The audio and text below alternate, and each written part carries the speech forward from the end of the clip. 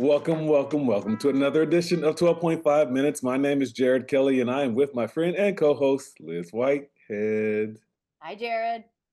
It's good. Great to see you as always. We have a great show ahead of us. I think this is one of the best conversations that we had this year when it comes to contracting. And so give us a little bit of an idea of who we're going to talk to today. So this is something we don't always talk about. A lot of times we're talking to suppliers to corporations.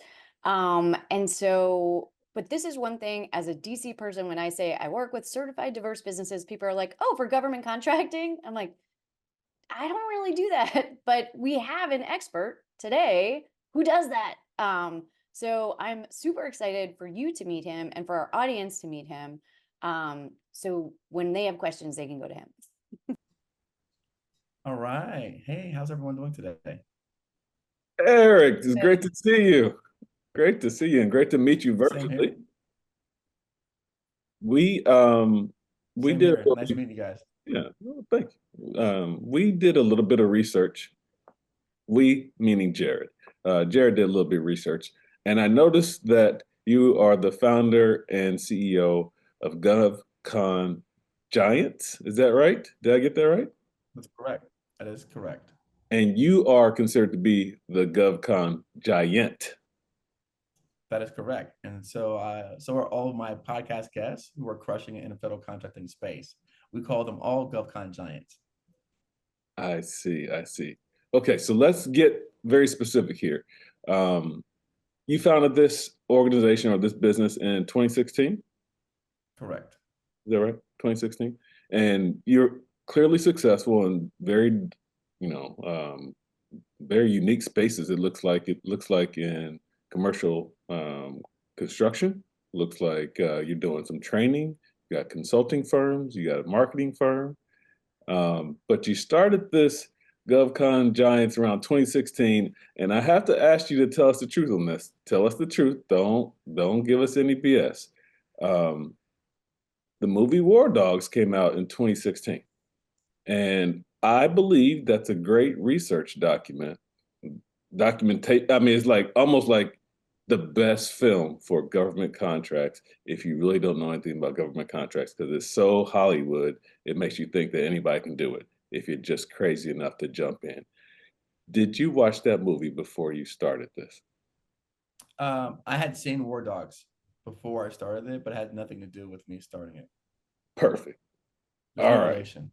No relation at all. So you already had expertise in this field. You were ready to give people great advice about how to get involved with federal government contracts. Yeah. So what happened, Jared? I've been doing this since 2008, 7, 8, around the when the real estate market crashed. And so for me, a couple things. When I started doing it, there wasn't a lot of training available, so there wasn't a lot of resources. I started in Miami, Florida, very far away from the Beltway, and I had never actually been to DC my whole life. To be honest with you, I've only been to DC recently in these later years of my life. I'd never been to DC up until my 30s, to be honest with you. So I didn't know anything about it. And when I was doing contracts, and this ties into what you guys do, Liz, is that everyone assumed that I was a minority and I was certified, and I was none of those things. They just assumed when they looked at my color of my skin that, oh, you're getting these minority programs. And I was like, I don't even know what a minority program is. I get contracts. So I really did want to educate people on the fact that there's a very small slither that goes to diverse businesses, but the majority of all the contracts are wide open for everybody.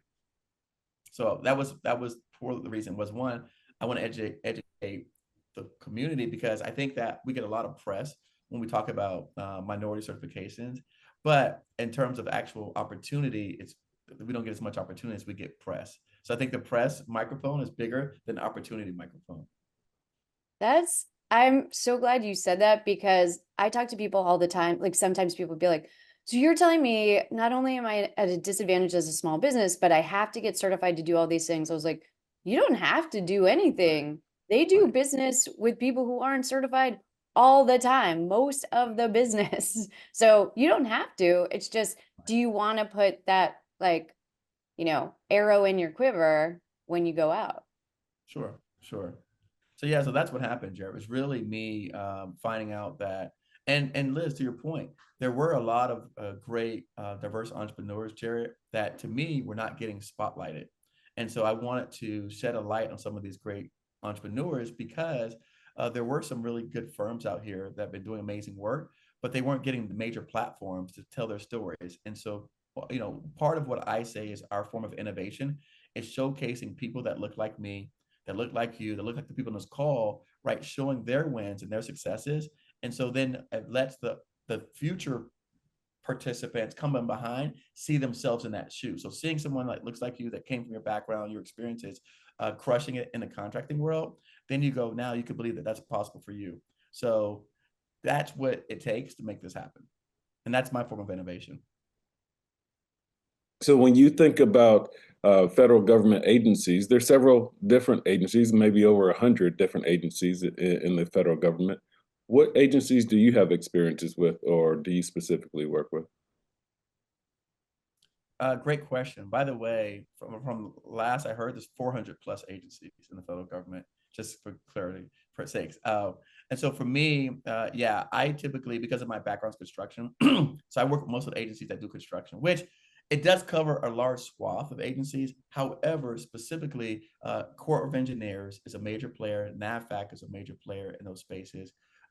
And then some of the smaller agencies that we've worked with is GSA, Veterans Hospital, or VA administration, and some of the other places that do a lot of like renovation type projects. So that's been for me, Eric Coffie specifically. But the people that come on my show, we work with every single agency under the sun. So when I talk to government contractors, I'm like, how do you go about getting government contracts? Because I have a whole system for the corporate world and how you work these networks. And the biggest advice I've heard is just fill out an RFP. Like the best way to win contracts is to start winning contracts. Would you ascribe to that, or is there magic to it? Yeah. No, it's definitely a lot harder than that. I wish it was that easy, because then everybody would be winning, right? We wouldn't have this small business decline that we've had over the last 2 decades, Liz. For me, the best way again, I just want to say this. First of all, let me just make this point. I'm a little bit controversial when it comes to these things, so I just want to say that. I don't typically follow the same script that everyone aligns to. So let me just put that out there first, Jared. I believe that people should spend their money on education, right? So you should learn and understand the government system. You should understand the procurement process. You should understand the government lingo.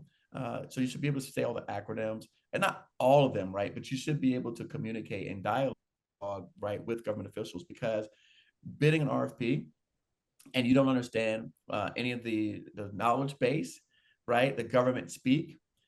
When the government calls you, Liz, and says, hey, we need you to do an oral presentation. I mean, again, that can be taken a lot of different ways, Jared. Absolutely. Eric. Liz, that's what I just had someone, a young lady 2 days ago said, Eric, I went through my orals and I did well. Again, depending on the context of where that's being said, Jared, I mean, people could find that unassuming. So, but in the government, when you get to certain phases of your project, you got to do oral representations. By the way, going back to your movie War Dogs, Jared, that's when you see the scene where they go into that big presentation room and they speak in front of the government. That's oral presentation. Right. But people don't know that, Liz. So then you go, wait, this man is insulting me, or whatever, people, because you come in and like, this guy asked me to do orals. Well, again, this is not understanding how the government says things. They talk about RFIs. Well, an RFI, or sources sought, that just means market research, but the government doesn't make it easy for you to say market research. So they put all these weird terms and words and vocabulary that if you were to just go bid something, you don't understand it. They say on their bids, hey, this bid is for companies that are between, fall into the NAICS code that's $45 million. People mess all the time, go, Eric, does that mean I have to make $45 million to bid this project? No. Jared, I mean, it seems silly, because this is the things that I receive, because it's not straightforward. So I always tell people to educate yourself, learn, understand this, because the truth is, when you just bid or when you just get a certification that doesn't come with a training manual or instruction guide, it's really just saying you have a license to participate in this process. It doesn't teach you how to actually fish. And that's been my beef and problems with a lot of these programs, is because this is what they push people to. And even the SBA right now does not have a training program that teaches you how to use their own systems. Right. And I love the SBA. I'm big fans of them. But if you take their program, Jared, it's called Boots to Business. It does not teach you how to navigate the SBA programs. It teaches you how to do your books, how to get a lawyer, how to get accounting, but not how to do the actual contracts with the SBA. Right. So right. it's really so it behooves me when I hear people say these things, because as you see, I get very passionate about this. I get these questions all the time. Eric, I'm registered, I got my CADE, I got this. What do I do next? Eric, I got this certification, I got my this. What do I do next? And so there's really, it's just that's what I would say people need to do: educate themselves first. That's a great start. Yeah. You know what I think is interesting about the education is that this roadmap to success is different for every individual, right? It depends on what they come to the table with, what skills they Right. come, what weapons they come to the table with, what tools they come to the table with. I'm curious to know if you could identify like 3, 4, or 5 like key landing stops. And I'll give you a couple things that are on my mind is understanding FOIA requests, understanding what sole source is, if you can get to a sole source contract, looking at how you do JVs or alliances to get into contracts, looking at how you are either going to be a prime or a subprime, contractor. Like what areas along this roadmap to success would you say are hot spots that people really should be considering if they're a first timer trying to get into federal contracts? So that's an excellent question. Thank you for asking. The first thing I would say is understand what's called the contracting cone, right? So you can just Google contracting cone and understand what the contracting cone is. And that shows you the different ways that they buy, right? So when you understand the contracting cone, then you can, again, going back to your question, right? Depending on your area, you could figure out, okay, for stuff that I do, they buy that this way, right? It's just a big old cone that shows all the different ways that the government buys. When you start to understand the contracting cone, and then that's the first thing. And then the second thing I would say is the acquisition process. Like there's a chart that I use to share with people that just shows you essentially the government at the time where they're like drawing up the acquisition, and then before they put it out, and then solicitation, and then like just understanding those steps. That is the second point. And then the third point would be understanding how to research, do market research, right? So researching past winners of contracts, researching where the government spends their money and what agency. Like we said, there's hundreds of agencies, so it's very cumbersome. Excuse me. People say, hey, I want to do business with the Navy. Well, if you notice, when I spoke to you, you said, who would I do business with? I said NAVFAC. NAVFAC is an office within the Navy. So if you say you want to do business with the Navy, that's kind of crazy, because the Navy has like 11 different offices, including NAV Air, NAV War, NAV Sea, NAVFAC. What part of the Navy, right? And then when you get into NAVFAC, they're broken into regions. So you have NAVFAC, Mid-Atlantic, South Atlantic, East region. And then you got some regions that, like, again, I'm in the Mid-Atlantic region within NAVFAC, within the Navy. Does that make sense? So getting to that granular level of detail is going to help you, because when you're talking to these people, they don't have a lot of time, right? And so our government continually, a lot of people are leaving. And so some of the people who had that body of knowledge, expertise, they're leaving. So the people that are now are newer. They're not going to be able to tell you how to do this stuff, not going to tell you where to go. So you need to come in, Jared, armed and knowing what they buy, right? So that you're not wasting their time, and respectfully, they're not wasting your time, because they really can't help you navigate. They can't. But if you tell them specifically, like, hey, I was on your page and I saw this opportunity coming out, and so I want to talk to you about this specific thing. Then they go, oh, great. You need to talk to Jeff. Let me connect you with Jeff. But if you come to them and you say, hey, I'm a newly certified cybersecurity technology company. Can you tell me if you guys have any needs for my services? Yeah. Right. Because this is what we do. Right. And every contract has a code, like everything is coded, right? So if you can get to a specific number identification that they can speak to, then you're much more likely to get to an answer, right? Yeah. And they're much more likely to help you because they see that you're not wasting their time. So even if the person you're calling is the wrong person, they go, oh, I know what you're talking about. Let me connect you with the right person. But most of the time, the way that people show up is that they want the government to tell them who should they be talking to, about what, at what office, and give them that. And like we don't know because they're huge. Like right. HHS You have to connect the dots. You got to connect the dots for them, and then they can be that bridge to get you to the person or the group or the people that you need to. But you have to do your own homework. So going back, so understanding that that's why I said the market research part. I'll go back and I can explain each one of these, but understand the contracting component. I kind of covered that. Understanding the contracting process. Why is that important? Because so many, by the way, these are questions that people send to me and stories that I get all day. That I go, okay, clearly you don't know the process. So it's a process issue, right? Because Jared, I'm convinced we have a lot of smart, intelligent people out here. They can do their job. Like they're good at their work. But this is a process thing that they don't know this process. So then they go, well, Eric, I'm calling the government. They're not calling back. I said, yeah, because they're on this side of the process, which it's illegal for them to call you back. And now they can go to jail if they call you back. So don't get mad at them like, Eric, I've been calling. They're not calling me back. I'm like, what are you talking about? Like, you're calling them at the wrong point of the process. If you had called them 6 months ago, the guy would have happily talked to you about this project. They would happily give you all the information. But most of the time, Jared, what we do is we come in on the back end and the tail end. And my favorite example is hurricanes. I love hurricanes. I make a video every year and I go, everybody wants to get FEMA contracts after the hurricane hits because that's when we learn about a hurricane.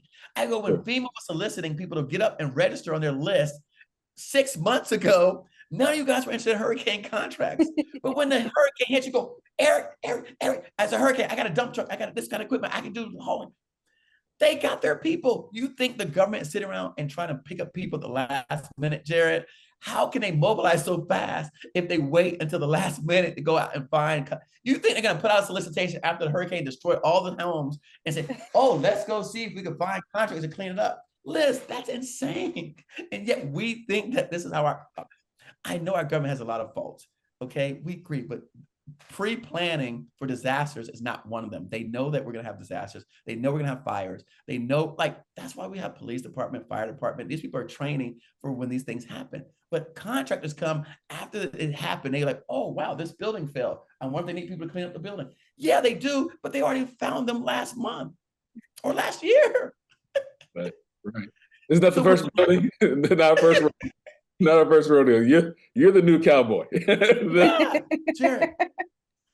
Liz, let me tell you what makes this funnier about, you see my veins coming down? What makes this funnier about me is that, Liz, what I do in my example, Jared, and I do this every year, I will go on Miami-Dade because I'm from Miami. I go on their website and I pull down the disaster relief contract because it's public. And I pull down and I show people the names of the contracts that are on this. And I go, hey guys, this is the disaster relief contract with Miami-Dade County. It's public. There's 5 people on the list. It's a $400 million budget. You're supposed to get on there now before the hurricane hits. Because when the hurricane hits, they're going to call these 5 people. And yet you guys still, every year, you wait until after to then try to say, hey, can I be onboarded until this contract?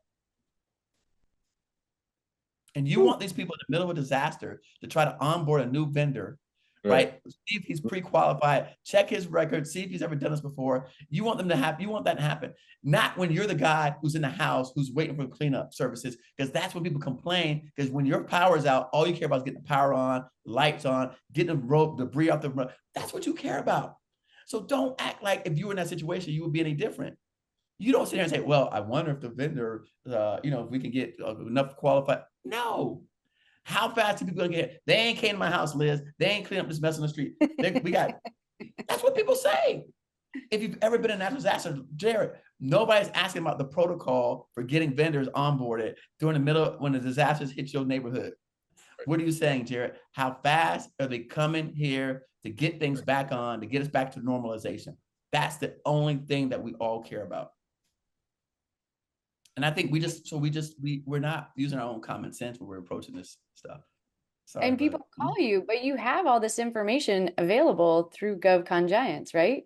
we have it all free on YouTube. You don't even gotta go to GovCon Giants. Just go to YouTube and Google Gov. I'm telling Jared, I don't sell anything differently than I put publicly. You know why I make a training course, Liz? Because people said, Eric, you have too many videos online and it's too much stuff to watch. So I go, so yeah, they complain about the number. You're too too much giving. content. So now there's like, well, you have too much content. Can you streamline it? Can you make it like, can you package it and put it in order for me? Sure. But that costs money to do that, Jared, because I got to use resources and people, and then we do technical assistance. But truthfully, the majority of my people win contracts by watching my YouTube videos. You just have to be disciplined and sit down and go through them. But everything's there. I don't hide. I don't keep out any of this information. All the stuff is on there. I make phone calls. I show you how to make phone calls. I call people and I record them. It's probably illegal, but no one's ever called me out on it, Jared. But I do it anyways because I show my people. Listen, I'm in it to help people win. You know, I deal with the implications of my own actions after the fact. And they, you know, I've been thinking, I had recently someone tried to take down my YouTube channel by some copyright violations. You know, I paid the settlement and got through that. So look, but I'm doing this for the people, Jared. That's why I'm a real people person. You know, I'm the man of the people, Liz. And that's why people like me. And that's why I resonate and communicate with this community. And that's why they give back so much, because I am taking those kind of chances to help. Because otherwise you don't know, like you just won't know, like you won't know what to say. When I call this guy up, what am I supposed to say? I want to hear a phone call. Well, how can they hear a phone call, Jared, if I don't record it? We can't pretend. So having a real live phone call, you know, with a person is like, oh, okay, I heard what Eric said. Okay, I just say that. That's what I do. That is incredible. I knew you were going to be a problem. This is. Liz, I knew you were going to get along. Liz, no, you didn't warn me. You didn't warn him. Like you know too much. You're too sensible. You know, you have too many logical explanations. You're making things easier for people. You're a problem, man. What is the deal? I'm a problem. I am a problem. Yeah.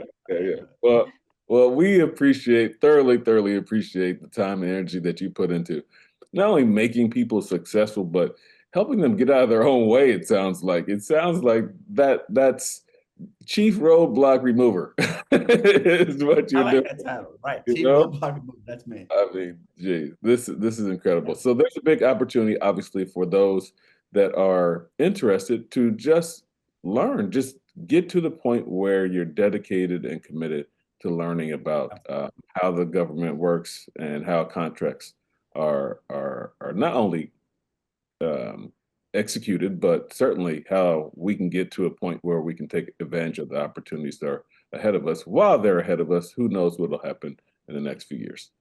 Bing. Yeah. Well, it's interesting. I actually, so I think that things are going to get better over the next few years because as they reduce the size of government, they're going to put more stuff into the hands of private industry. And so right now, to me, you know, it's funny because I hear people say this all the time in terms of, you know, and you've heard not about our industry specifically, but people say, wow, this is the best time to do something like this, is the best time to invest in real estate. This is the best time to like, I've been saying that for years. This is the best time to do government contracting, Liz. By the way, I've been screaming that at the top of my lungs since I came out on YouTube in 2017. I've been screaming that, Jared, because I'm gonna tell you why. The number of small businesses participating in this marketplace since 2009 to now has been cut in half. So we went from 121,000 small businesses to 65,000 small businesses in our industrial base supporting the federal government. Half. Meanwhile, the number of dollars has almost tripled. So we went from below $100 billion to now close to $300 billion in small business spending, not federal, small business spending. So the number of people is half, the number of dollars is tripled. So every year I keep being right that it is getting better and better and better to do it, right? But what I believe is happening, Jared, is that there is this gap, right, in terms of there's not as many resources to train and teach you how to navigate it, how to get to it. And so it doesn't behoove the people who are out here making all the money to go back and reach back and help others, because we are in capitalist America. So unfortunately, that has its goods and its bads. But in capitalist America, there's no incentive for those that have to come back and help the have-nots. And so, I wanted to do my philanthropy before I got old and I couldn't really do it. And so that's why I did this. But I will say this, I'm running out of energy as well, Jared. And so I'm moving to a different direction myself because sometimes I don't feel as appreciated and loved when I do things. And I've been spending a lot of my own money for the last 7 years making this happen. I have still to this day have no big sponsors. So I've been writing the checks myself using the contracts that I win to put back into this effort. But it's a big undertaking, which is why the government and everybody else hasn't done it, right? That's why, because it's a big deal to do this. And it's costly. It takes a lot of resources, but that's where I still think that this is the most incredible time to jump in if you have some sort of expertise or knowledge that the government needs help with. There's no better time because we are losing to our foreign adversaries on all accounts, on everything. Okay, there's very few things that we're winning at anymore, and so if we don't reach out to all of the people that we know to try and see how they can come into this marketplace to serve our country in this way, I feel that we're going to have some devastating effects tremendously. I'm very, I feel like I'm serving my country, Jared, by doing this. I really do. So I see a lot of the problems that was happening, and a lot of things are happening that people can't see. Our grids being challenged all the time. Our water systems being challenged all the time. All of our critical infrastructure is being challenged by cyber attacks and ransomware. And so if any of that stuff ever gets through or happens, we could see, Flint, Michigan, and like places like Miami and New York. And I hate to be a downtrodden kind of guy, but this is the reality because I work with people that solve these things every day. Yeah. Well, let us just say we appreciate you. We appreciate you for what you do. So thank you. Yes, thank you. I mean, we can continue talking, but that is the point right there. We truly appreciate not only what you do, but there is a definite direct impact for what you're doing, and it's in the economic space, but it's also in the community space for those communities that may or may not understand that this is civic economics, right? So it's not just about the business; it's about the owner, it's about the employees, and how they spend their money in their community. So thank you for what you do. It is a direct service, and we appreciate you for coming on 12.5 minutes. This has been fantastic. We appreciate you, sir. Thank you, guys. Thanks for having me. I appreciate you guys. I'll see you. All right. Liz Whitehead, it is your time. What did you learn from this? So there was a lot to learn. The first thing I learned was if you don't like BS, Eric is your guy. He's like not going to BS you about the process, which is great. And the other thing, like he stands on business in terms of what he says. He's like, the first thing you need to do is educate yourself. And then he has a bunch of free videos for you to educate yourself on these processes. Like he's providing you the means with which to do that. So I think that's great. And then the last thing is just connecting the dots. I tell my clients this all the time, and I think this carries over to the corporate side as well, which is like, you can't just go and tell someone what you do. You have to tell them, this is what I do. This is who I need to talk to. This is who I've worked with before. And this is how it's going to benefit you that I do that. You really have to, even though these people are procurement people or it's their quote unquote job to help you, you need to help them help you. So I think all of those key points were great. Yeah, I agree with you, and I think that education and research are vital to this type of business model. It's not the same as corporate, and there's so many different levels to this. So there's large government agencies or departments, and then you have sub agencies, and then they have different buyers at all different kind of levels. So there's information everywhere.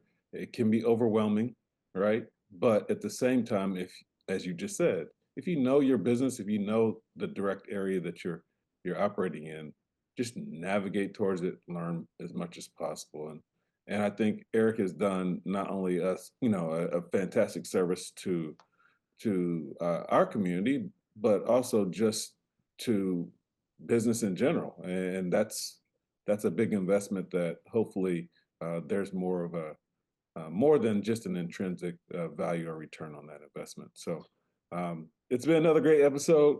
Fantastic. I think our audience will get a great education from this one. And let's keep doing this. It's been fantastic. Let's do it again.